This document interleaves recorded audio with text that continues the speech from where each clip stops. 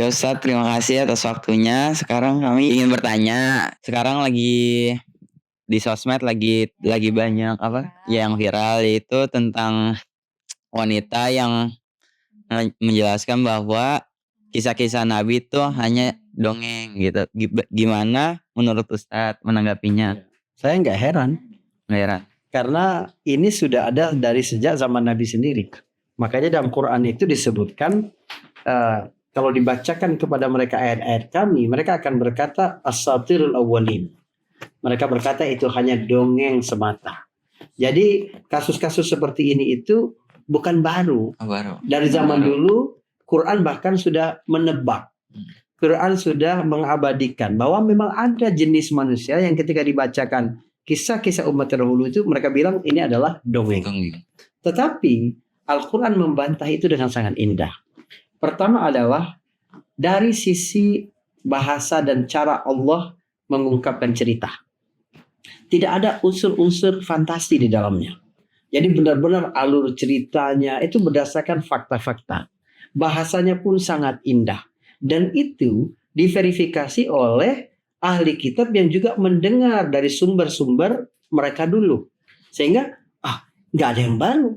Semua yang disampaikan oleh Nabi itu mereka juga dengar karena berasal dari sumber yang sama dari Allah Subhanahu Wa Taala. Yang kedua adalah bukti ilmiah. Misalnya Nabi SAW yang membawakan ayat yang bercerita tentang Fir'aun.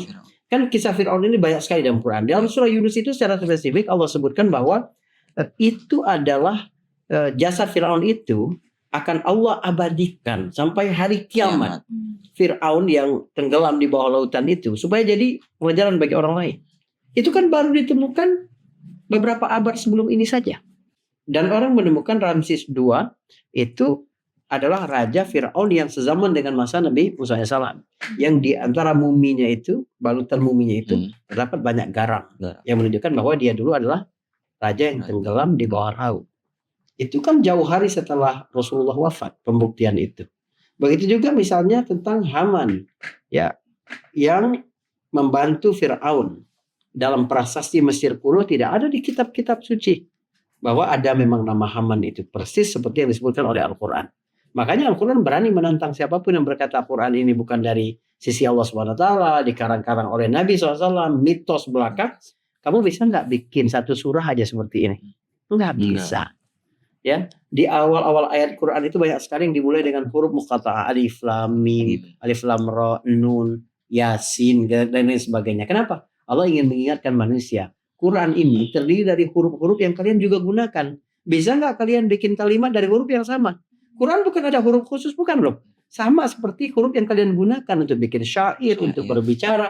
Tapi kalian nggak bisa bikin satu ayat saja seperti ayat Al-Quran. Jadi terbantah dari sisi sejarah, ilmiah, serta tantangan bahasa. Tidak ada orang yang bisa mengatakan itu. Jadi jangan heranlah gitu akan ada sepanjang zaman. Tapi mereka ingin memadamkan cahaya Allah, Allah akan menyempurnakan cahaya. Ustadz, sekarang saya juga mau nanya, bagaimana sih tanggapan Ustadz itu? Saya banyak melihat video-video di sosmed gitu kan, kayak seorang pendosa ini dia datang ke tanah suci, tapi mereka itu tidak bisa melihat Ka'bah atau banyak kejanggalan-kejanggalan yang mereka alami. Bagaimana tanggapan Ustadz dalam hal seperti itu? Itu hoax. Iya Kak. Mekah itu kan tempat orang untuk bertaubat, memperbaiki diri. Dia bukan negeri pembalasan. Balasan itu di akhirat. Jadi dunia ini darul bala, tempat ujian. Akhirat itu darul jaza. Banyak sekali orang buat cerita ya, dikait-kaitkan dengan apa yang mereka lakukan di Indonesia. Akhirnya orang takut untuk berhaji. Padahal justru orang datang ke sana itu untuk mendapatkan pengampunan Allah SWT, dihapus semua dosa dia. Orang yang haji itu ya nanti dia pulang seperti bayi yang baru lahir. Nggak ada dosanya sama sekali.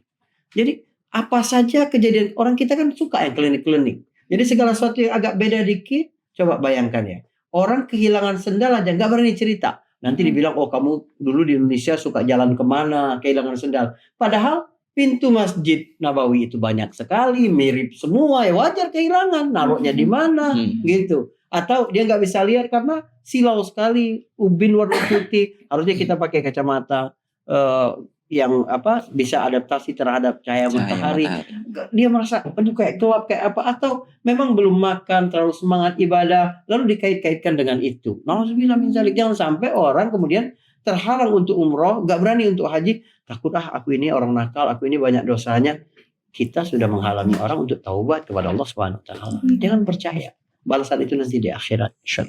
Baik, barakallahu fikum.